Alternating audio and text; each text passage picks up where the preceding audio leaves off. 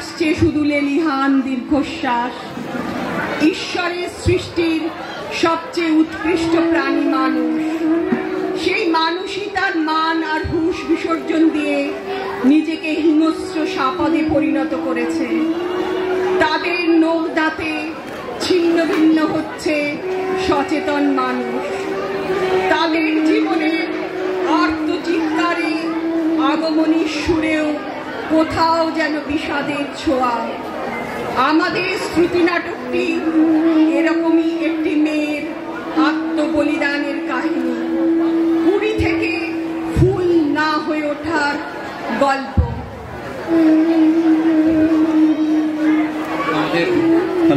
আমাদের আজকের শ্রুতি নাটক ফুল পোকা।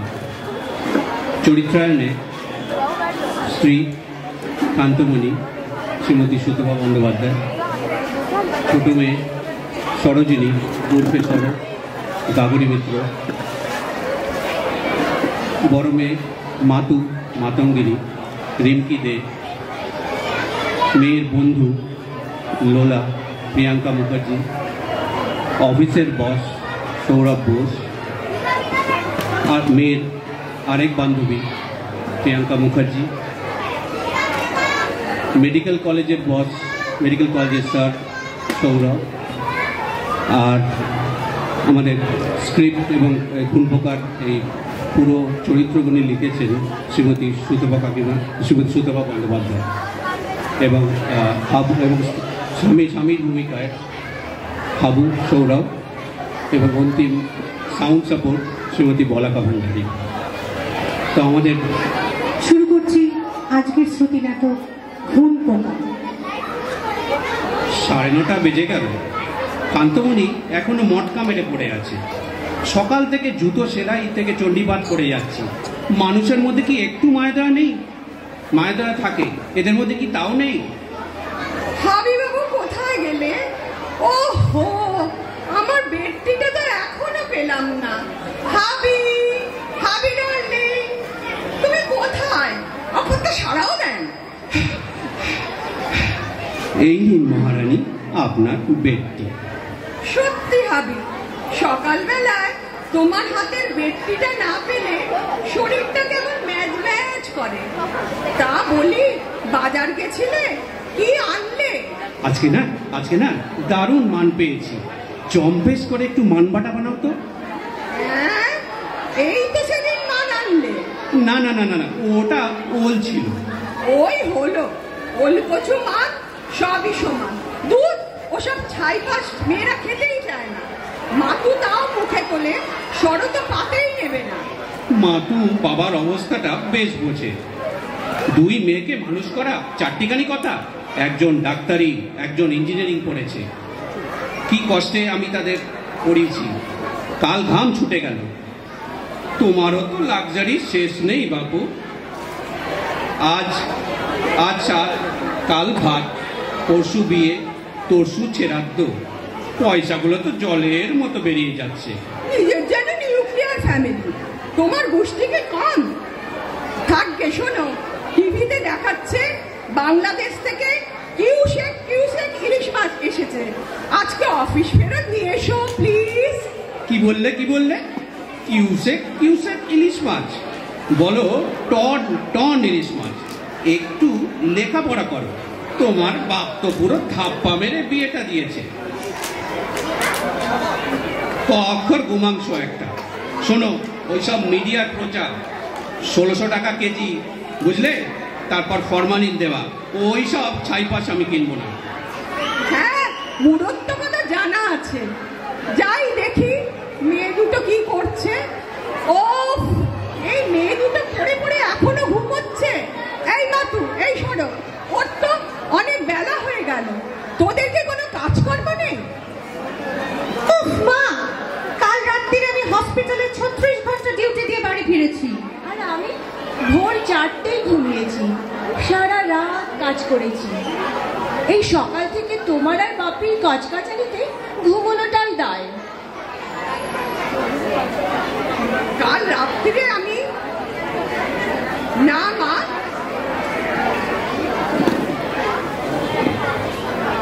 বড় হসপিটালে খুবই পরিশ্রম করে, কিন্তু মাতুমা আমি শুনেছি বেশি সময় তো তুমি বয়ফ্রেন্ডের সঙ্গে আড্ডা মেরেই কাটাও। মা, তুমি কি আড়ি পাতো? না মা, আড়ি পাততে হয় না। তুমি যা চেঁচিয়ে চেঁচিয়ে প্রেম করো প্রতিবেশীরাও শুনতে পায়।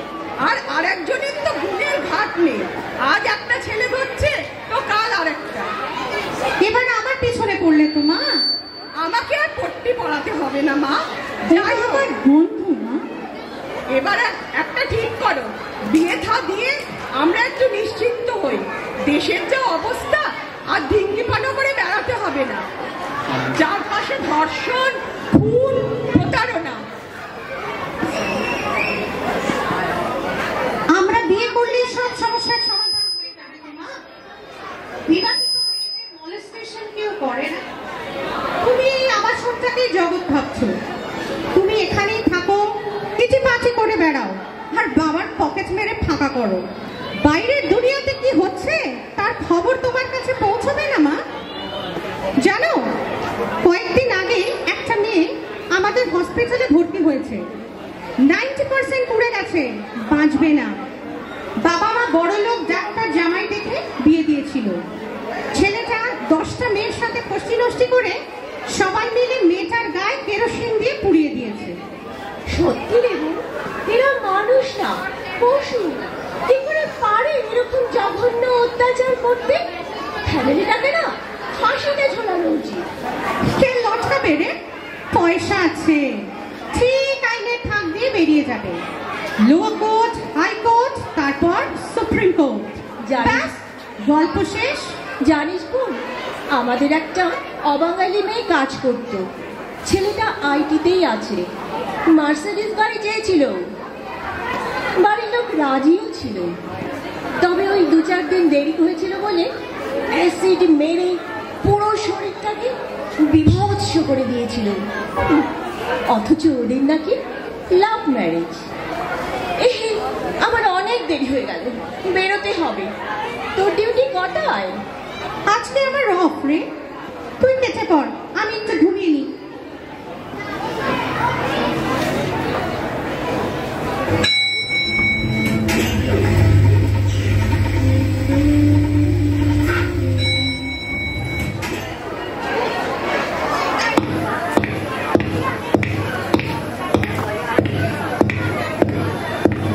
ইস, অনেকটা দেরি হয়ে গেল আজ অফিসে পৌঁছতে। কি হয়েছে তাতে মাতঙ্গিনী? তোর আর চিন্তা কি? বস একটু তোকে দেখে নাই ঝোল গড়ায়। আরে ম্যানেজ, বসকে হাতে রাখতে পারিস না? সে কি রকম মেয়ে মানুষ বুঝি। শোন, তোর মতো আমিও তো ন্যাকামি করতে পারি না। তুই যা রং ঢং করিস। তোরা সব বুঝবি না। একটু রং ঢং করলে যদি বস হ্যাপি হয় আর অক্লেশে প্রমোশনটা পাওয়া যায় তো ক্ষতি কি? এই তো তুই গতবার বেশি কায়দা মারতে গেলি। তোরাও সব বুঝিস না। একটু রং ঢং করলে যদি বস হ্যাপি হয় আর অক্লেশে প্রমোশনটা পাওয়া যায় তাতে ক্ষতি কি? এই তো গতবার তুই কায়দা মারতে গেলি আর তোর প্রমোশনটাই আটকে গেল। দেখ, আমি তোর মতো ফাঁকি মারি না যে বসে পদলেহন করতে হবে। অনেস্টলি কাজ করব, তাতে যা হয় হবে। শোন, প্রত্যেক মানুষের একটা আদর্শ থাকা উচিত। সত্যি বলতে গেলে মাতঙ্গিনী, আমিও সব আদর্শের ধার ধারি না। আমি শুধু চাই লাইফের সাকসেস। আরে এই তো আমার নিউ বয়ফ্রেন্ডটা শুধু তোর মতো আদর্শের বলি গপছে, অথচ সাকসেস রেট ফুল 0। এবার এটাকে না লেঙ্গি মারতে হবে। ওই দেখ, কাচের দরজার ওপার থেকে তোর সাকসেস হাতছানি দিচ্ছে। ললিপপ, তোমায় আছে না বিউটিফুল লাগছে। আর তারপর কি হলো ওই ব্যাপারটা? কোন ব্যাপারটা? আরে তোমায় বলেছিলাম না উইকেন্ডে শুধু তুমি আর আমি লং ড্রাইভে যাব। কিন্তু তুমি তোমার বউকে কিভাবে ম্যানেজ করবে? ও তুমি আমার মুডটাই একদম খারাপ করে দিলে। শোনো, তোমাকে আর ওসব নিয়ে চিন্তা করতে হবে না। চলো লাঞ্চে যাই। নো স্যার, সবাই কি ভাববে? তোমাকে না অত শত ভাবতে হবে না। চলো লেটস গো।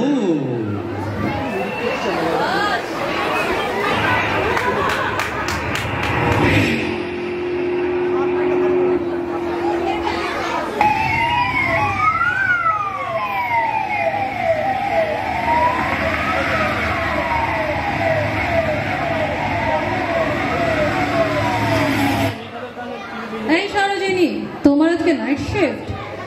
জিজ্ঞেস করার কি আছে?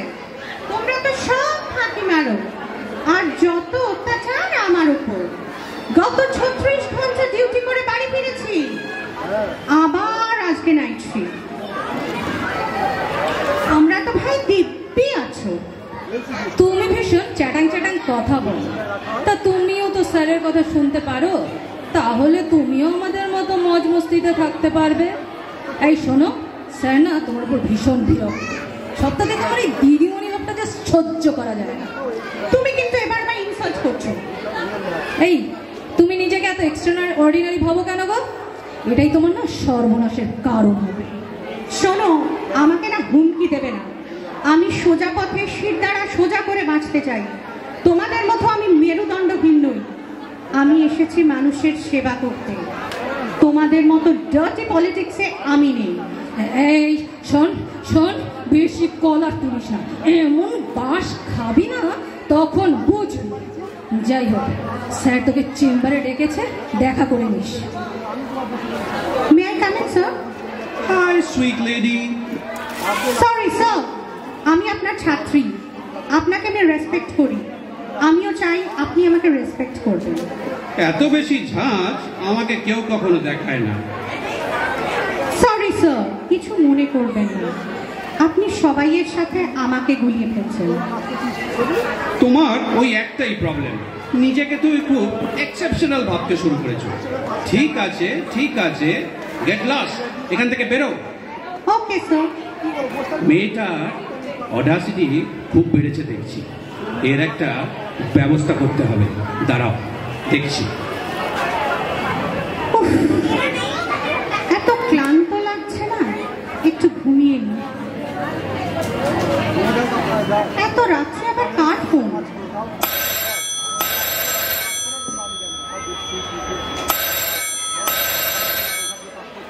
দিদি ভাই ফোন করছে।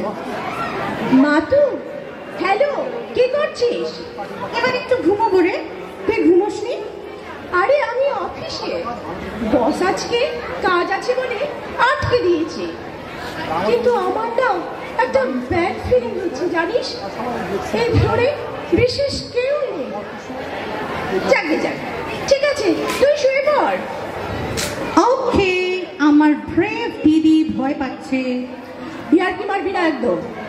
আচ্ছা, রাখছি। কে তোমরা? তোমরা কারা? কি চাইছো? কি চাইছো? কে? কেন এসেছো? কি করছো? কি করছো? ছাড়ো, ছাড়ো। মা, মা, বাঁচাও, বাঁচাও। মেরে ফেললো, মেরে ফেললো। আহ, লাগছে। মরে গেলাম, মরে গেলাম। चल चल, काम खत्म, चल कट ले।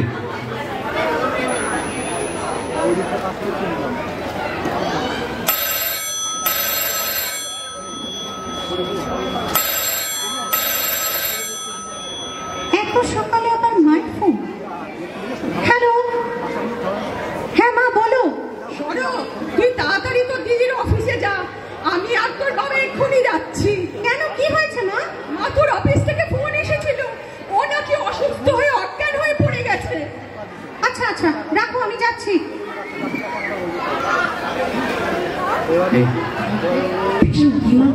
মা বাবা এসছে।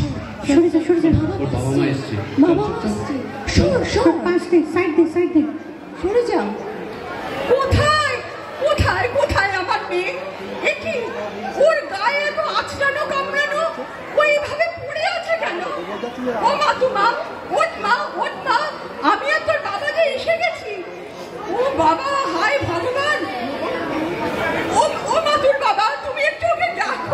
শান্ত হও, ও যে- একটু ও যে শান্ত হও। শুয়ে আছে কেন?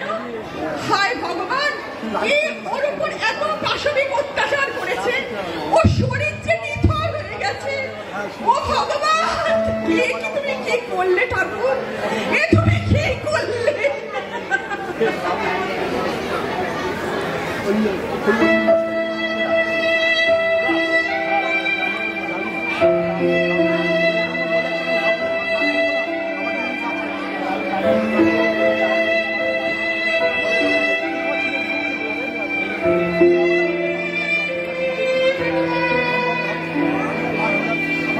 আজ এতদিন হলো আমার মেয়ে চলে গেছে। প্যান্ডেলে প্যান্ডেলে মা দুর্গা এসেছেন, কিন্তু আমার মা আজ এতদিন হয়ে গেল আমার মেয়ে চলে গেছে। প্যান্ডেলে প্যান্ডেলে মা দুর্গা এসেছেন, কিন্তু আমার মেয়ে তো ফিরে এলো না। ওর সুন্দর দেহটাকে তোমরা নষ্ট করে দিলে। 144 কোটি মানুষের বাঁচার অধিকার আছে, কিন্তু আমার মেয়েটাকে তোমরা বাঁচতে দিলে না। আগুনে পুড়তে পুড়তে ওর দেহটা শূন্যে ভেসে গেল। মা দুর্গা, তুমি তো অসুর দলনি, তুমি কি পারো না এই অসুরদের শাস্তি দিতে? এই খুন ধরা পচে যাওয়া সমাজটাকে মা দুর্গা তুমি সুস্থ সুন্দর করতে পারো না? আমার যে বিচার চাই, আমার যে বিচার চাই মা। বিচার আমাদের পেতেই হবে। বিচারের বাণীকে আমরা নীরব হতে দেব না। আমরা লড়ব। We want justice. যতদিন না আমরা জাস্টিস পাবো, ততক্ষণ আমরা থামব না। আমাদের পথ চলা চলবে।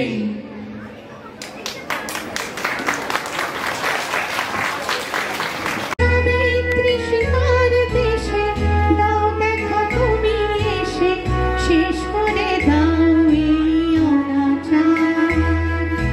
তোমার ভুবনে মাগো এত পার, এটি অভিশাপ নাই প্রতিকার।